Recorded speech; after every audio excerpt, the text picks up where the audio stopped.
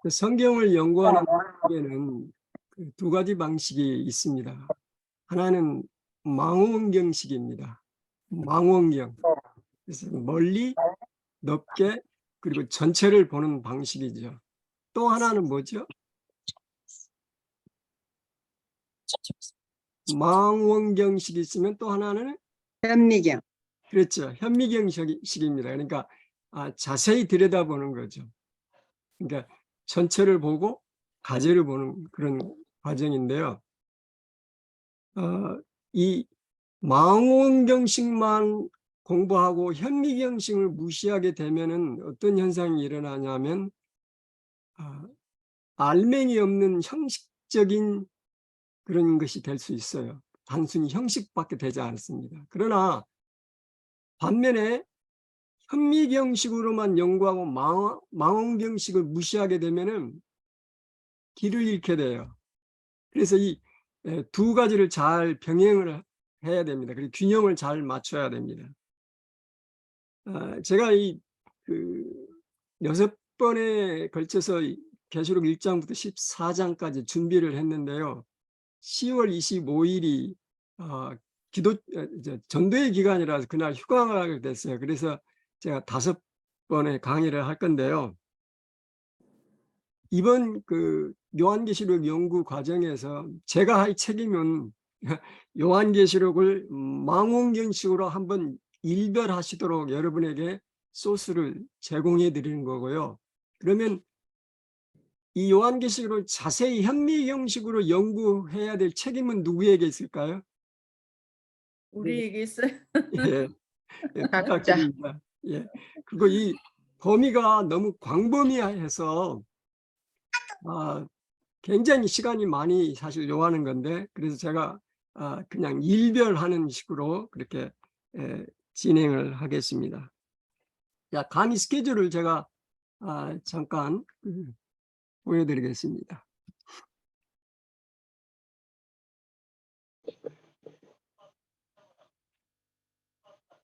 자, 오늘은 서론과 계시록 1장을 공부하겠습니다.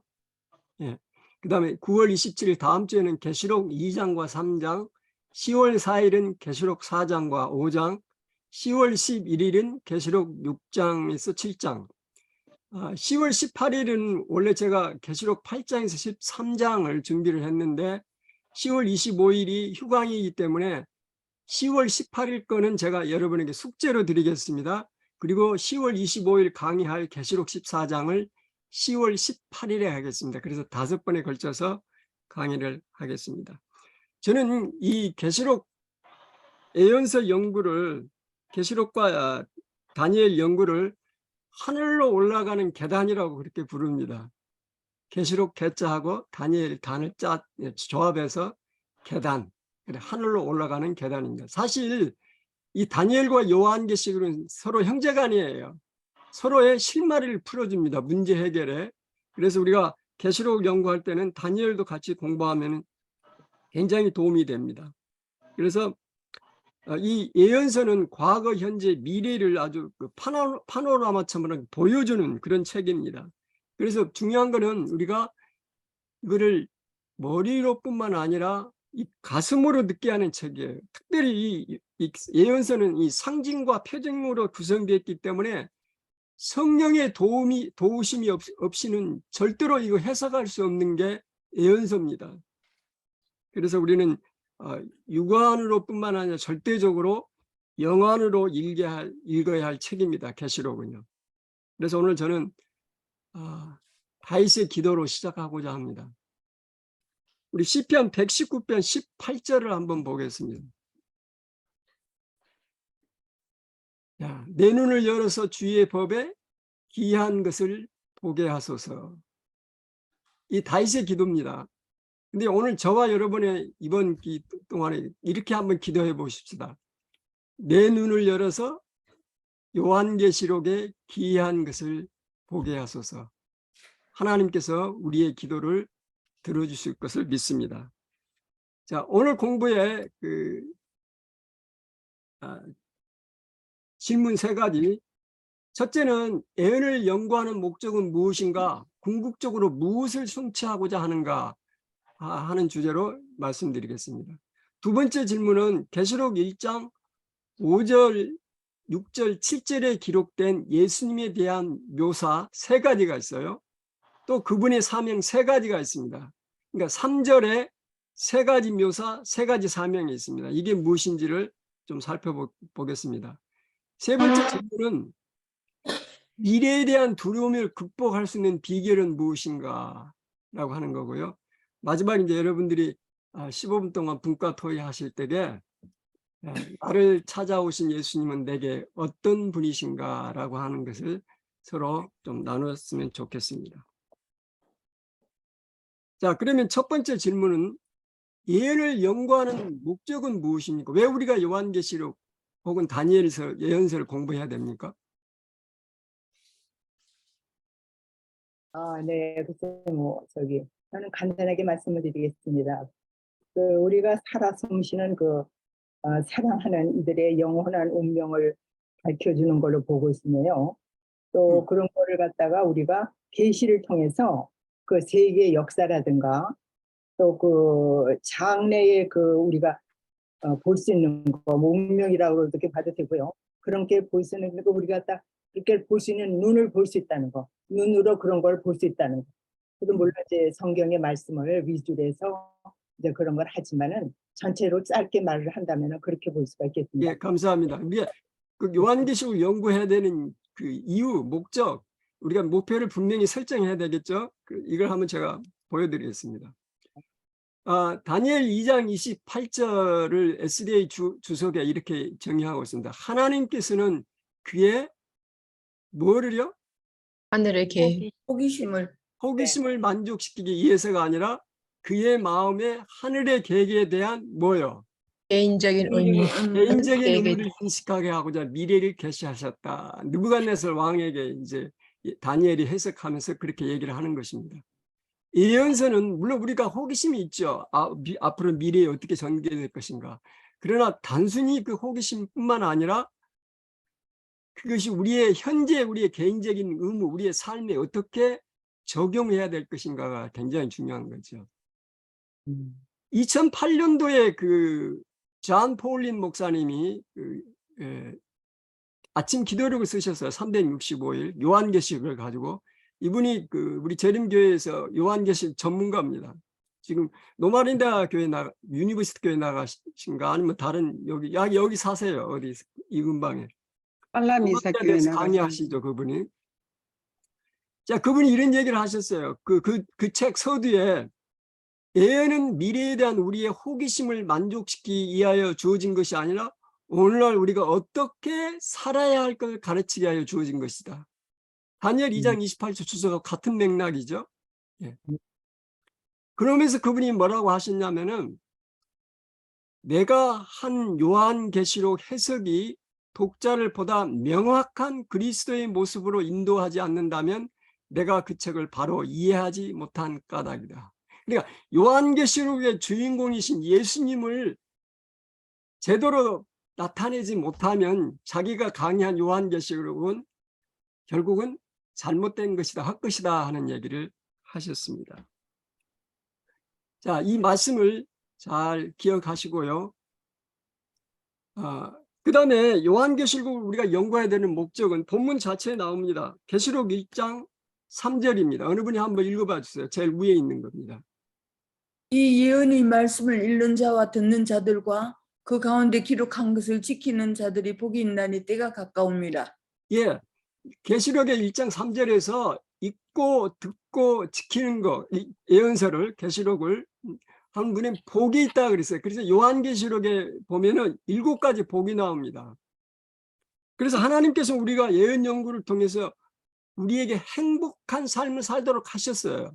우리에게 행복을 주시기 위해서 예언서를 연구하라고 하는 것입니다. 계시록 14장 13절, 계시록 16장 15절, 계시록 19장 9절, 20장 6절, 22장 7절, 22장 14절에 있습니다. 이 7가지 복이에요. 칠복이라고 그러죠. 잘 성경절을 한번 기억하시기 바랍니다. 그 다음에 우리가 예언서를 연구해야 된 또 하나의 목적은 이겁니다. 계시록 1장 1절 한번 읽어봐 주세요. 어느 분이요? 이 예언의 말씀을 읽는 자들과 듣는 자들과 그 가운데 기록한 것을 지키는 자들이 복이 나니 때가 계시록 1장 1절입니다. 이 화면에 나오는 거예요. 예수 그리스도의 계시라 이는 하나님이 그에게 주사 반드시 속히 될 일을 그 종들에게 보이시려고 그 천사를 그 종 요한에게 보내 지시하신 것이라.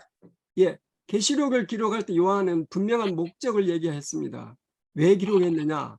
속히 될 일을 우리에게 보여주시기 위해서. 그래서 이 계시록을 우리가 연구하는 게 굉장히 중요합니다. 자, 여러분 여기 속히 될 일은 무엇일까요? 예수님을 재림. 예언의 말씀, 예, 재림. 재림입니다. 재림. 자, 예언의 말씀을 지키는 거. 그래서 예, 여기 속히 될 일이라고 하는 말도 가깝다라는 말 같은 맥락이죠. 7번이 나옵니다. 네. 속히 될 일, 22장 6절에도 속히 될 일을 보이시려고, 계시록 1장 3절에도 때가 가깝다, 계시록 3장 10절 속히 말이니, 22장 7절 내가 속히 오리니, 재림이죠. 22장 12절 속히 오리니, 계시록 22장 20절 속히 오리라. 그럼 여러분 이 속히라고 하는 말이 얼마나 빠른 속도로 가는 겁니까? 예수님이 요한이 요한계시록 기록한 당시가 보통 93년, 95년 요 무렵이거든요. 그러면 벌써 2020년이니까 거의 1900년이 지났는데 이게 속히라고 한 말이 어울리는 말일까요? 요한 계시기 때문에 그렇게 우리가 말할 수 있을 것 같습니다. 계시하는 거니까. 속히 될 일은 속히 된다. 1900년이라고 세월이 지났는데도 아직도 속히라고 하는 말이 되는 건가? 예수님의 재림이 그렇게 속히 오리라고 생각했는데 아직도 오시지 않은 거, 이게 예언이 맞는 건가? 그런데 여기 이 속히라고 하는 말은 하나님의 마음을 표현하는 것입니다. 표현하는 거예요. 하나님의 마음. 시간의 길이를 나타내는 속도가 아닙니다. 내가 속히 오고 싶어 하시는 하나님, 그 하나님의 마음의 동기와 목적을 뜻하는 하나님의 속마음이에요. 네. 자, 그래서 이 말씀은 어떤 그 때를 정하는 그런 속히 일을 정하게 되면 문제가 발생해요. 그러니까 그 속도가 아니라 시간의 길이가 아니라 이거는 하나님께서 속히 오셔서 우리를 하늘에 데려가시고자 싶으신 하나님의 마음이에요. 그래서 성경 예언은 조건적입니다. 만약 우리가 하나님의 뜻을 성취했더라면 하나님께서는 이미 오셨을 거라는 거죠. 하나님께서는 하루가 천년 같고 천년이 하루 같으신 분이라고 하는 표현을 보면 우리가 알 수 있습니다. 사실 예수님이 속히 오셔야 우리 인생의 삶에 보면 얼마나 빠릅니까? 우리 죽는 날이 예수님 오시는 날이잖아요. 어떤 면에서 우리가 주님의 오심을 준비하는 그런 삶을 속히 오신다고 하는 그런 그 자각심을 가지고 살아야 된다고 하는 걸 강조하는 것 같습니다. 아멘. 자, 여기 한번 명상 한번 해보세요. 미래에 대한 비전이 현재의 삶의 버전을 향상시키지 못한다면 그것은 희망이 아니라 망상이다. 이게 어떻게 해석됩니까?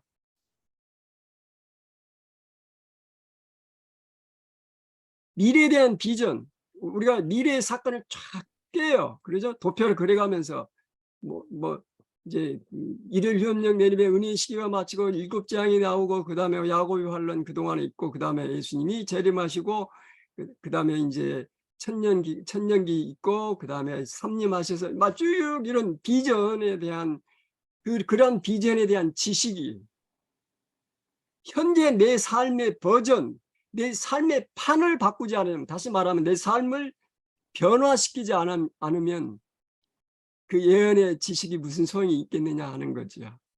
영원이래요. 예. 미래에 대한 비전이 현재의 삶의 버전을 향상시키지 못한다면 그것은 희망이 아니라 망상이다.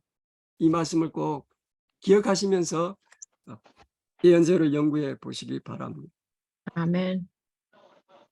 저는 늘 이런 얘기를 합니다. 재림 성도들은 밸런스, 균형을 잘 유지해야 된다. 어떤 균형이냐면 소금끼리만 모이는 그 소금 기둥이 되는 거예요.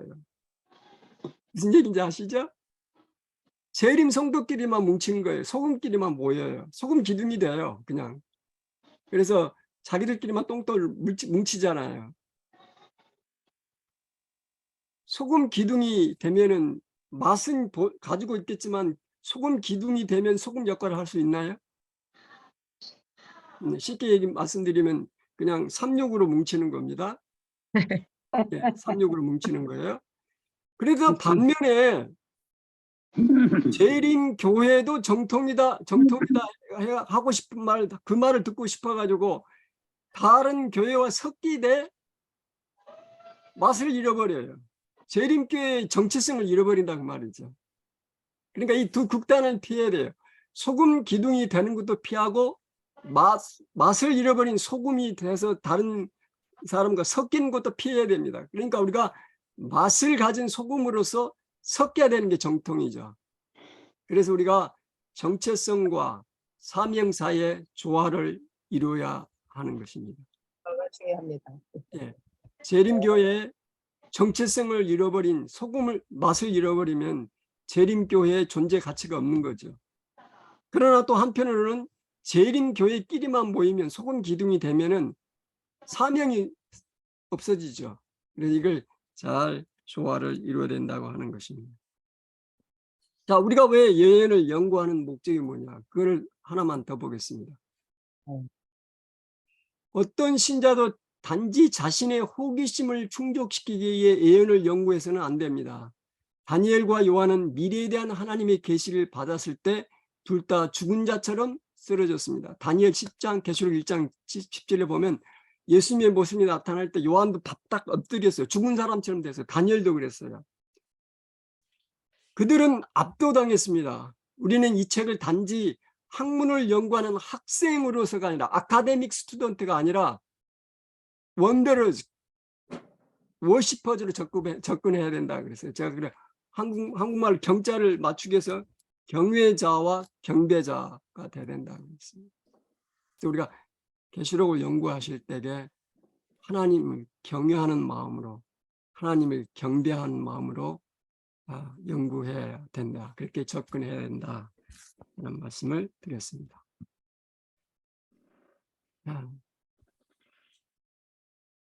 요한계시록 연구에서 우리의 경외와 경배를 받으시기에 합당하신 예수님을 개인적으로 만나지 못하면 모든 것이 헛수고입니다.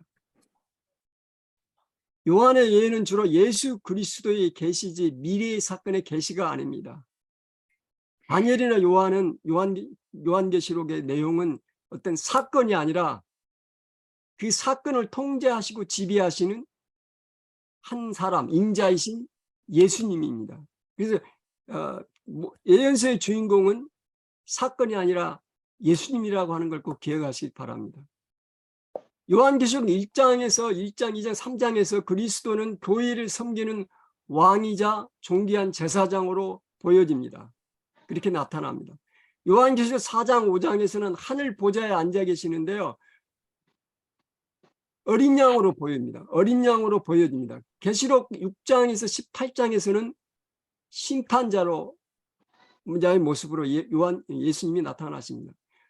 요한계시록 19장에서는 재림하시는 장면인데요. 만왕의 왕으로 오시는 장면입니다. 이 땅으로 오시는 장면이에요. 21장, 22장 끝 그 마지막 장들은 예수님이 신랑으로서 신부인 교회를 맞이하시러 새 예루살렘, 영광스러운 새 예루살렘 성을 타시고 이 땅으로 오시는 장면으로 끝을 맺습니다. 이것이 요한계시록의 서론입니다. 자, 두 번째 질문입니다. 계시록 1장 5절, 6절, 7절에 기록된 예수님에 대한 묘사 세 가지가 나오고요. 예수님에 대한 사명 세 가지가 나옵니다. 제가 이 화면을 띄워드렸습니다. 계시록 1장 5절, 6절, 7절을 우리 세 분이 한 절씩 한번 읽어보시면 좋겠습니다. 계시록 1장 5절. 또 충성된 증인으로 죽은 자들 가운데서 먼저 나시고 땅의 임금들이 머리가 되신 예수 그리스도로 말미암아 은혜와 평강이 너희에게 있기를 원하노라. 우리를 사랑하사 그의 피로 우리의 죄에서 우리를 해방하시고 6절입니다. 그 아버지 하나님을 위하여 우리를 나라와 제사장으로 삼으신 그에게 영광과 능력이 세세토록 있기를 원하노라. 아멘. 7절이요. 다른 분이 안 하십니다. 올지어다 구름을 타고 오시리라. 각인의 눈이 그를 보겠고 그를 찌른 자들도 볼 테요. 땅에 있는 모든 족속이 그를 인하여 애곡하리니 그려하리라. 아멘. 감사합니다. 자, 여기 예수님에 대한 묘사가 세 가지가 있어요. 5절에 뭐죠? 충성된 증인. 예, 첫째는 충성된 증인, 두 번째는요? 두 번째는 그 죽은 자들 죽은 자들 가운데 먼저 나신 분이죠. 그 다음에 땅의 임금들의 머리가 되신 예수. 땅의 임금의 머리가 되신 예수. 그러니까 충성된 증인. 예수님은 충성된 증인이시요. 죽은 자 가운데서 먼저 나신 분이요. 땅의 임금들의 머리가 되신 분이에요. 음흠. 예, 요 자세한 얘기는 제가 지나가겠습니다. 왜냐하면 시간이 또 많이 남아갔으니까. 오늘 지금 제가 포커스를 맞추고자 하는 것은 예수님의 세 가지 사명이 무엇이냐는 거죠. 네. 자, 이 세 가지 사명이 뭘까요? 네, 그거는 그리스도께서 지상에서의 순종의 삶과 성령을 통해서 알 수가 있고요. 내 자신은 성령을 통해서 그다음에 장차 오실 재림 교인들의 그 소망이라고도 볼 수가 있어요. 그다음에 야, 이거 우주만 집사님, 창조하시고 예, 본문에서 좀 찾아보세요. 본문에 5절, 6절, 7절 세 가지 사명. 네, 충성된 증인. 아니 그거는 이제 예수님에 대한 묘사고요. 사명. 그래서 아. 우리를 해방시키고 예, 그의 피로 죄에서 우리 죄를 해방하시고 이게 예수님의 사명이었죠. 그 다음에요. 6절에 제사장으로. 그래서 우리를 우리를 나라와 나라와 제사장으로 제사장으로 제사장으로 삼으시고 삼으신 그에게. 네. 7절에요. 네. 다시 오실 분이에요. 그죠? 다시, 오케이. 이 세 가지입니다. 사명이. 자, 그럼 제가 표를 좀 보여드릴게요. 자, 알겠습니다. 표를 한번 보겠습니다. 예수님은 어떤 일을 이루셨고 과거, 이루고 계시고 현재, 이룰 것인가 미래. 1장 5절에 과거. 5, 6, 7절을 보세요. 그러니까 그의 피로 우리 죄에서 우리를 해방하셨어요. 이건 과거의 경험이에요. 그래서 우리는 십자가에서 이미 이루셨어요. 칭의라고 하죠. 우리 의롭게 하셨어요. 칭의. 과거의 경험입니다. 그 다음에 우리를 나라와 제사장으로 삼으셨습니다. 이거는 나라라고 하는 것은 교회를 하나님의 나라로 삼으셨고 우리 교회의 성도들을 제사장으로 삼으셨어요. 우리의 그 특권과 사명을 나타내는 거죠.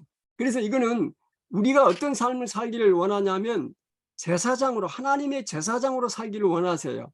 이거는 현재의 경험입니다. 그래서 이거는 성화예요. 날마다의 삶 속에서 이루고 계십니다. 예수님께서.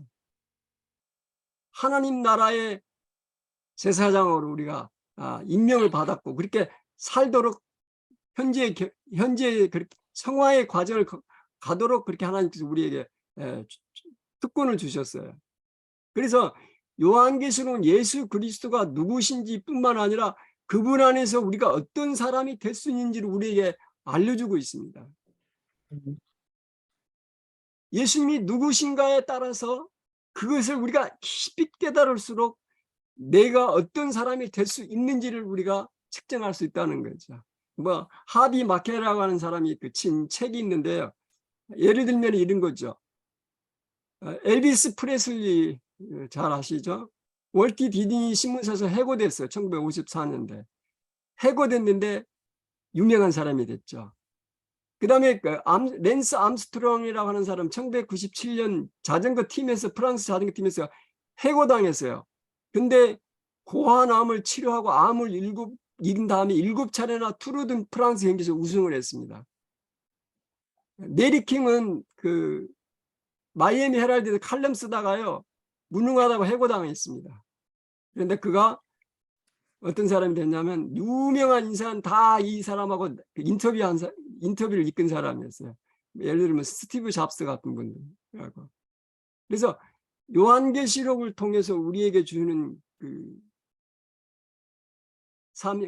하나님께서 우리에게 주신 은혜는 뭐냐면 나를 제사장으로 삼으셨다고 하는 거예요. 제사장으로 살아갈 수 있는 특권과 그 능력까지도 허락해 주신 분이라고 하는 사실을 기억하는 것입니다. 그 다음에 세 번째 사명, 구름을 타고 오실 겁니다. 많은 분들이 예수님은 지금 어디 계시냐고 질문하죠. 이 세상이 이렇게 돌아가는데 주님은 지금 어디 계시냐고. 하늘 성소에 있어서 우리를 데리고 준비하고 계시죠. 구름을 타고 오십니다. 이거를 미래의 경험이죠. 그래서 영광화, 재림입니다. 이런 다시 오십니다. 그래서 칭의, 성화, 영광화, 이 성소에 나타난 신학적인 사상입니다. 그리고 실제로 우리의 삶 속에 우리의 신앙생활의 중요한 포인트입니다. 세 포인트. 자, 이제 세 번째 마지막 질문입니다. 미래에 대한 두려움을 극복할 수 있는 비결은 무엇일까? 우리 계시록 1장 10절을 한번 어느 분이 한번 읽어봐 주세요. 주의 나라 내가 성령에 감동되어 내 뒤에서 나는 나팔 소리 같은 큰 음성을 들으니 주의 나라 예. 주의 나라 예, 계시록 1장 17절 한 절 더 읽어 주십시오. 그때 그 바람에 엎드려져 죽은 자 같이 되면 오른손은 되게 고르시되 두려워하지 말라 나는 처음으로 제가 한번 다시 읽겠습니다.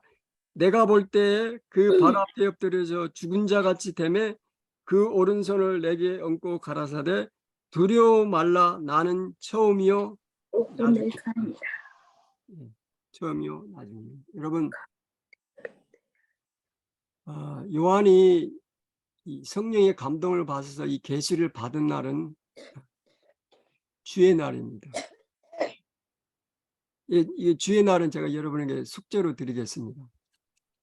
주의 날은 어느 날인가? 이미 뭐 알고 계시는 분도 계시는데 한번 연구를 해보시면 숙제입니다. 주의 날에 받습니다.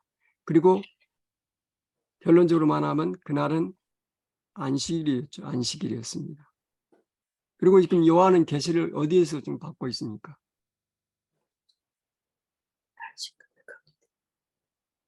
유배지의 반모섬에서 지금 받고 있습니다. 지금 거의 90세가 넘는 그런 연로한 나이에 도미티안 황제의 핍박을 받아가지고 하나님의 말씀을 증거하다가 유배지로 지금 유배를 가게 됩니다. 그런 그 스토리가 있잖아요. 끓는 가마 속에 집어넣는데 사도 요한이 끓는 가마 속에서 살아남았어요. 그 황제가 할 수 없어서 반모섬으로 유배를 갑니다. 이 반모섬은 옛날에는 터키였는데 그 뒤로 이탈리아 소속에 지금은 그리스가 그 땅에 관리합니다. 작은 섬이에요. 반모섬이. 돌짝밭이 많이 있고 진짜 외롭고 쓸쓸한 고도입니다. 거기에 요한이 가 있습니다. 자, 성령의 감동을 받고 안식일의 축복 속에 있을 때일지라도 여전히 사도 요한은 반모섬에 있습니다. 외롭고 쓸쓸하고 낭망의 고도, 진짜 바다만 보이는 그런 섬입니다. 그래서 오죽하면 하늘에 가면 다시는 바다도 없을 거라 그렇게 표현했다는 말도 있죠. 우리 성도들이 하늘을 소망하고 살고 있지만 여전히 우리는 이 땅에 있습니다. 이 반모섬에 우리가 있습니다. 우리 모두는 누구나 다 크거나 작거나 간에 반모섬이 있습니다. 나만의 반모섬이죠. 자, 반모섬에 홀로 남겨졌다고 생각될 때, 두려움이 나를 엄습할 때 어떻게 해야 되나요? 성경에 많은 신앙의 용사들도, 거인들도 그들의 삶 속에 항상 절망과 낙담의 순간들이 있었습니다. 모세, 엘리야, 사도 바울, 모든 분들이 다 그런 반모섬이 있었습니다. 저도 반모섬이 있습니다. 여러분은 어떤 반모섬을 가지고 계십니까? 자, 주님께서 이 반모섬을 찾아오셨어요. 그건 아마 예수님이 승천하신 후에 요한이 거의 90세가 넘었으니까 60년 만에, 거의 60년 만에 이제 예수님을 뵙게 된 거죠. 그 감동, 그 감격. 우리도 예수님을 곧 뵙게 될 겁니다, 여러분. 이제 제가 요한계시록 1장을 마무리하면서 비결이 무엇일까? 비결입니다, 이거. 촛대사에 다니시는 주님을 바라보아야 한다. 그리고 7별을 붙잡고 계시는 그분의 손이 나의 어깨도 붙잡으시도록 내 몸을 맡겨야 한다. 이게 아멘. 제가 숙제로 또 하나 드리겠습니다.